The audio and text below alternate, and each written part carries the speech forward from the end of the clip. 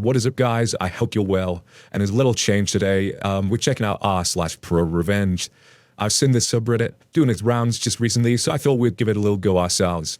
If you are new here, please consider hitting that like, that subscribe button, and maybe even a notification bell. Let's get started. Don't be a loud cock. I live near the border of a residential zoning area, so farms are close and property sizes are larger than you'd typically find in my area. Some people fancy themselves more rural lifestyles, and this included my neighbor who owned chickens. For those that don't have chickens, they lay eggs and provide meat. Chickens also defecate stinkily everywhere, dig up the ground for food, regularly make noise, and sometimes make a rooster. I met the chicken-owning neighbors one day while we're doing outside activities. They all seemed nice, and I learned that the wife had Thursday off work, among other facts. My significant other and I thought the chickens were nice at first, probably because of the novelty. This faded quickly as the chicken decided to wander into my yard, usually every Thursday, and tear it up. Naturally, I wandered over and asked the neighbor to keep the chickens out of my yard. After several polite treks, I suggested that they do something extra like build a fence for their animals. My suggestion was met with a strong no from the wife, and she told me I should appreciate the fertilizer. They also began to accumulate roosters as eggs hatched. In the course of a year, they accumulated at least 3 roosters. For the uninitiated, roosters are territorial.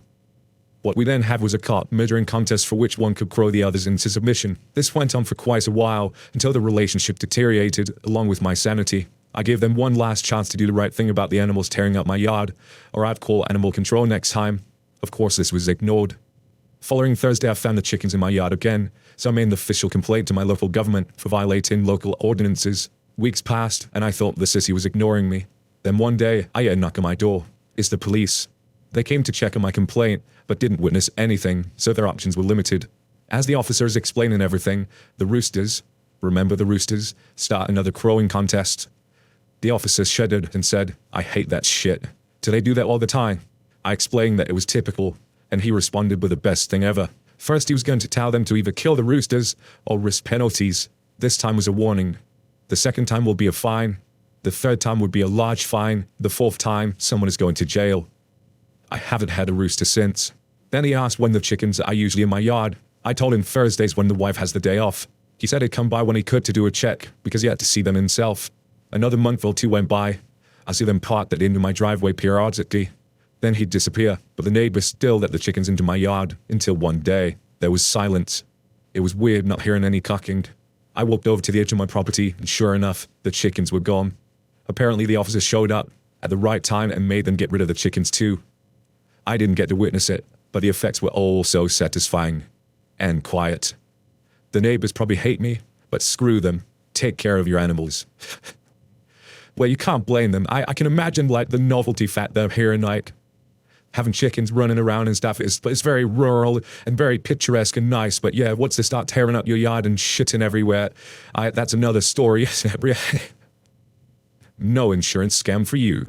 This was a few years ago, and I was finishing up my undergrad, but I feel like you'll like it. I work at a cheap chain restaurant in a small town that most of the local HS kids work at. One day my friend comes in all flustered because you've just rear-ended a lady at the stoplight around the corner. Nothing too serious, just a dent. I think the police report said she was going 5 miles an hour, as she was slowing down to stop before the turning. Friend fully admits she wasn't paying attention, but is upset that the other lady was clearly urged to make this a huge deal. She refused to talk to my friend before the cops got there when my friend tried to give her the insurance info. Immediately complained of a sore back and neck when the cops showed up, and demanded medical attention. As an aside, I can sort of understand this, as where I live you have to see a doctor within a certain amount of time to make an insurance claim. However, according to my friend, her attitude was completely off about it, and especially being that my friend was openly taking responsibility for the matter wasn't needed. Anyway, fast forward a few days, update is that the lady refused what her insurance company offered and hired a lawyer to sue for more money to cover for the intense pain and traumatic suffering. Essentially, my friend had really good insurance, which is nice if you want to make sure you're covered, but then can provoke people to sue your insurance company for the full 50k amount. I think my friend's max coverage was 100k. Was complaining about what rude lady this is when a busboy goes round to the local HS and says, "Oh, my cheer coach said it was an accident on X day." Same as my friends. We laugh about small town syndrome and how weird it would be if it's the same lady. Looked up the staff on the HS website, and sure enough, the coach is the same woman. When we tell the guy the next day, he says, "Wow, that's a lot." And she told us that she's not even her, and she takes off her neck brace before practice and goes through the full routines with us. So I don't know the lady's personal med info, but clearly your pain isn't that intense if you're doing cartwheels and backflips and not even wearing a neck brace. So I paid our co-worker $25 to take photos or videos of their next practice with her in it. I give them to my friend. Her friend sends them to the insurance company. They were very interested in them. As far as I recall, the lady lost the lawsuit, ended up with less money than what they originally offered, as now they didn't offer anything for medical care, and even had to handle with being charged for insurance fraud, supposedly. The outcome of which I don't know, and again, the insurance company made an initial claim, offered to cover the minor damage to the car, and basic medical care to cover checkup for the whiplash, with the option for her to bill them, or ask for more money if it did progress to something more serious. But no, she figured it was her money and she wanted it now and tried to pull a scam, which would have skyrocketed my friend's insurance premiums had she gotten the full amount. Oh my god. Insurance fraud has got like worse. I wouldn't say it's so much last year, but especially like 2017, people trying all sorts of shit like diving in front of cars.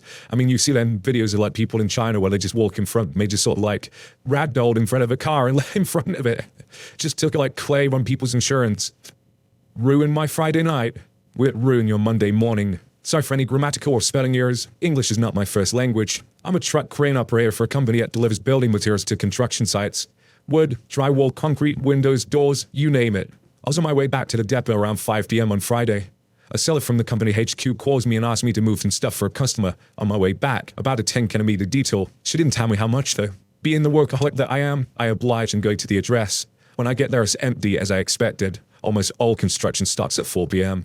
I call the customer and he tells me to move the 10 pallets of drywall and 8 pallets of concrete and make room for it on the other side of the building. I unfold the crane and start lading. Pallets are spread everywhere, so I have to go pack up the crane and move the truck, adding time and fees until I'm done. Truck is now loaded to the average legal limit, but I'm just going around the house on private land, so no big deal. The time is now 8 p.m. I get a call from my chief of transport, or dispatch. Call him CT and me. Hey, how you doing? Just unloading and going around to unload. What? It's been 3 hours. It's taking you 3 hours to load 2 pallets? Wait, 2 pallets? The customer told me 18 pallets. I'm gonna call you back. He hangs up.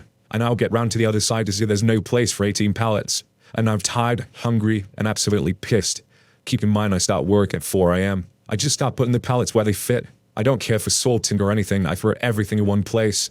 My manager calls me and asks what's happening, and I explain to him, and he almost hits the roof. Turns out this 2 pallets was wrongly placed delivery, meaning original delivery driver placed wrong, so I was going to move them for free. The customer tricked me because he knew I was young and wanted to prove myself. I eventually get all the stuff completed, replacing and movement of the truck and head back to the depot. Now me, my manager CT, and the seller have been at work for 6 hours more than we should on a Friday night. We get everything together with the paperwork before we head home. Monday morning, I get to work as usual and start doing my routes of delivery. As usual, construction starts at 7 a.m. I get back in my cab from a delivery at 7:10 a.m. 25 missed calls from Friday's customer, and 2 from CT. I don't dare call the customer, so I call CT and he explains. The customer equals AC for arsehole customer. I have 25 missed calls from AC. What have you done this morning? With a smile and nervousness in my voice. Me and N have executed justice. AC got the bill, but AC wanted to avoid the extra fees to go with it. You now has been billed for CT, M, Scylla, and me's combined 6-hour overtime, 5 replacing of truck, 6 hours of extra fuel costs, 18 moving fees, 18 fees for non-open area of delivery. All this combined totals up to $75,711 US. Me now laugh my ass off. Should I answer him or... No, for the love of God, block his number. You should not have to deal with him now. The seller has taken care of it. And I don't know too much about logistics and things, but $75,711. Is that real? Is that the sort of price for these sort of deliveries? That seemed insane to me. But fair play, that is some revenge if that's the case today. Once again, guys, I'd like to thank you for all your support on the channel. You guys have been absolutely amazing, absolutely smashing this channel, and I really do appreciate you guys. Thank you very much, Take care.